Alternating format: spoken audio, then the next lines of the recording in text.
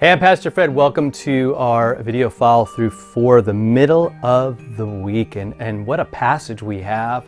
But before we get started, I want you to hit that subscribe button. I don't want you to miss any of these opportunities for us together to wrestle with and struggle with and really hopefully live out what God is calling us to do and just this great truth that He has for us every single day. And today's a huge one.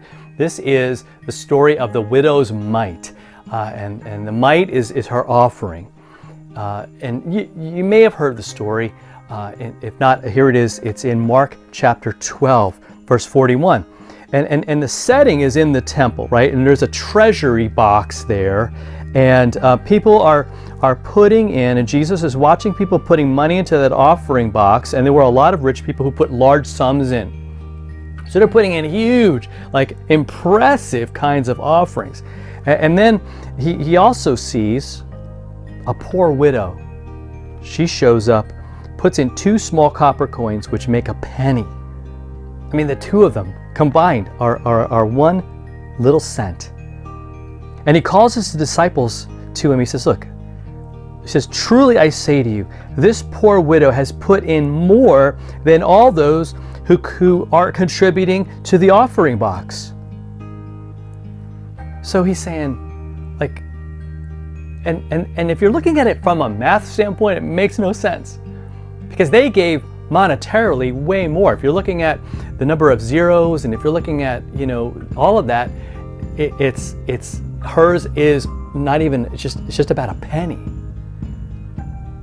But here's why it's effective. Here's why it's important. Here's why it matters. Here's why it's way more. Is that they all contribute out of their abundance. They would not even feel, perhaps, the loss of what they gave. But out of her poverty, her financial poverty, I don't think she has spiritual poverty, but she has financial poverty, she has put in everything she had. She had all that she had to live on. So Jesus is saying, it's not about the amount that we give. It's about what's going on in our hearts when we contribute. And then this week, in the sermon on Sunday, we talked about, what are we going to contribute? We talked about, what are we pledging to the Lord? What are we going to sit down and say, okay, I want to give, and I want to see God's mission succeed, and I want it to be amazing. And I want my church to make not financial decisions, but I want it to make mission decisions. I want it to make, to be about the gospel and not about the bottom line. Because that's where our heart should be. And that's where this widow's heart is. She gives everything, not just her money. She's saying, look, Lord, I trust you with everything, with all that I am. The others are kind of hedging their bets. They're giving a little bit, and again, it was a big amount compared to everyone else's, perhaps. But when looked at in terms of their overall, what they're worth and what they have in the bank, it wasn't something that was much of a sacrifice. You know what I mean? That they didn't have to really trust God to do what they were doing, but she had. And Jesus says, look, she's the amazing example of what faith looks like, of what it means to give, of what it means to trust in the Lord with everything. So that's what God's calling us to do. He's saying, look, imagine what could be done with our resources.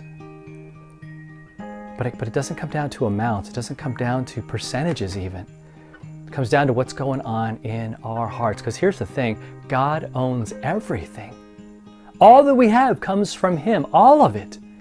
So it's not a matter of, Lord, how much am I going to give to you? But Lord, how am I going to use everything that you gave me? Because I want to honor you with all of it. I want to honor you. I want to praise you. I want to show how amazing you are and how thankful I am because you gave me Jesus who died for me. With every cent that I own, with every bit of time that I have, with every ability and talent that I possess, it's all from you.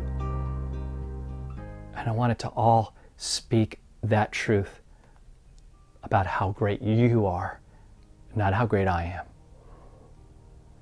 So let's spend this week, again, looking at what is our life preaching? What does our giving show about us and about our lives? Because I think the answer is incredibly liberating as we serve Him with everything that we have. All right, we'll see you next time for another follow through.